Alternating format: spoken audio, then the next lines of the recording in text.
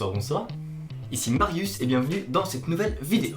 Il y a de ça 2 vidéos, je vous ai fait découvrir des musiques que j'aimais beaucoup mais qui n'étaient pas forcément connues. Et ben cette fois-ci on va faire exactement la même chose mais pour des films. Il y aura que 3 films dans cette vidéo parce que il y a un peu plus de trucs à dire sur des films que sur des musiques généralement. Bon ben c'est parti, premier film.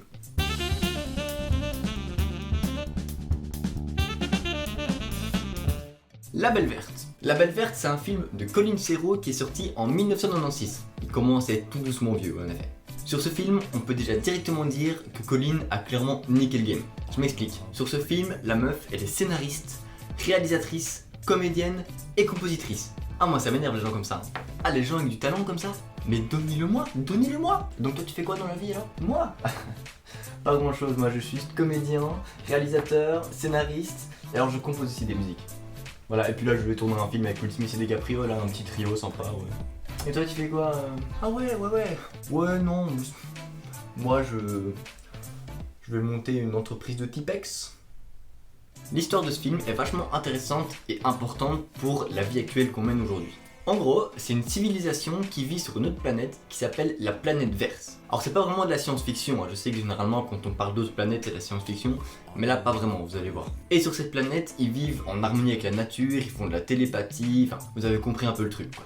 Et lors d'une réunion des habitants de la planète, ils se rendent compte que ça fait 200 ans que personne n'a été sur la planète Terre. Parce qu'en gros, de temps en temps, ils vont sur d'autres planètes pour voir un peu l'avancée des choses, leur civilisation, enfin un peu tout ça quoi. Dans le tas, il y a évidemment une femme, qui bien sûr est Colin Serrault, qui se porte volontaire pour y aller, parce qu'apparemment son père viendrait de la planète Terre.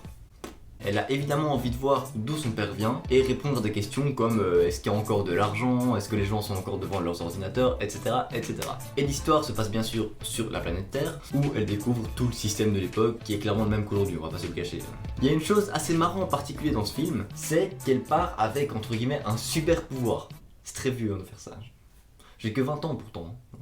En gros, elle a le pouvoir de déconnecter les gens. Déjà rien que quand Colin Serrault leur parle, les gens ont déjà des petites prises de conscience de la vie. Mais elle peut faire un geste qui est celui-ci. Voilà, me demandez pas pourquoi, je sais pas. Et clairement, les gens qui reçoivent ça, ils ont un changement direct de leur vision des choses par rapport au système, au monde, etc. Et donc tu vois des gens qui commencent à faire des câlins à des arbres, acheter la viande qu'ils viennent d'acheter, etc., etc. Voilà, pour aller vers un monde un peu plus vert, j'ai envie de dire. J'arrête pas, hein, c'est incroyable. C'est en effet un film très accusateur sur le système, mais il est très bien tourné et il est drôle, et ça je trouve ça super important. D'ailleurs, il est tellement accusateur qu'il y a eu des films censurés. Donc si vous voulez les voir, je vous mets le lien ici et allez regarder parce que c'est assez intéressant. Voilà, et je vous laisse découvrir le film. Stop. Désolé les gars, mais c'est un échec cuisant pour cette partie de la vidéo. En gros, je voulais montrer des extraits, mais il s'avère que... bah non, en fait. En gros, à cause des extraits que j'ai mis dans la première version de la vidéo, elle a pas pu être postée en Belgique. Donc il y aura malheureusement pas d'extrait. Mais je vous mets quand même les liens pour les bandes annonces. Faut pas déconner non plus. Allez, bonne vidéo les potes, c'est reparti. On peut passer au deuxième film.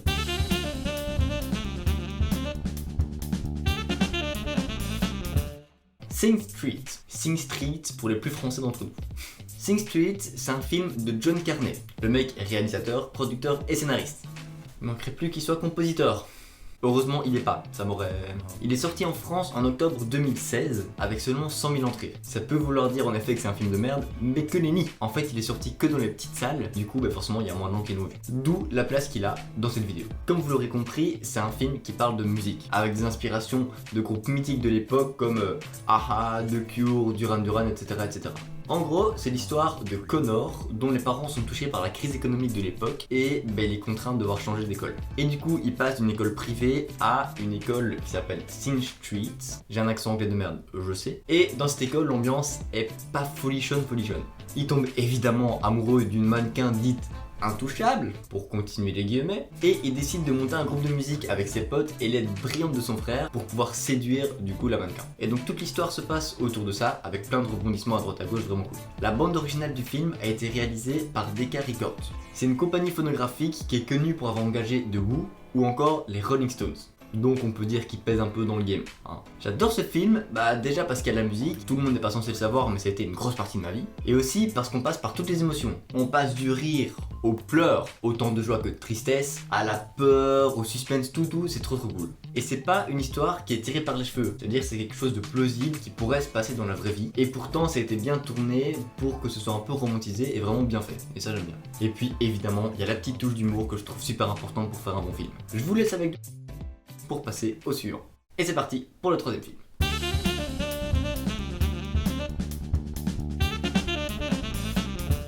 Le Passeur, de Giver pour les plus anglophones d'entre nous. Vous l'aurez compris que je vais dire Le Passeur du coup. Le Passeur, c'est un film de Philip Noyce qui est tiré d'un livre de Lois Lowry qui s'appelle Le Passeur. Je sais, c'est assez impressionnant. C'est un film, je dirais, de science-fiction action, mais avec des beaux messages derrière. En gros, le film, c'est que toute l'histoire du passé a été effacée, et du coup, les émotions qui vont avec aussi. Les gens sont tellement surveillés qu'on leur impose leur métier. Ça veut dire qu'en haut, ils savent tellement ce qu'ils font qu'on va choisir pour eux le métier, parce qu'on sait très bien ce qu'ils aiment ou pas. Et le film suit l'histoire de Jonas, qui est censé devenir le prochain dépositeur de la mémoire. J'arrêterai jamais. En gros, c'est la seule personne dans la communauté qui garde tous les souvenirs de l'époque en lui. Donc autant dire que c'est pas un petit truc. Et il commence donc l'apprentissage avec l'ancien qu'on appelle le passeur. Et c'est là que l'intrigue commence parce qu'il a plein de prises de conscience sur ce qui se passe. Et évidemment il veut pas trop laisser passer ça. J'adore ce film, déjà parce qu'il y a de beaux messages derrière. Et puis aussi parce que, vous l'aurez compris, il y a des touches d'humour et je trouve ça important.